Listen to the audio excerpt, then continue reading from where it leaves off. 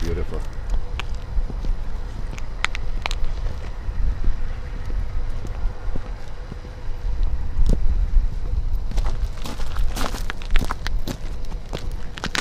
So we planted all the, there's an anthill here. There's one with an almond, and there's one with a cashew, and the cashew is definitely in first place.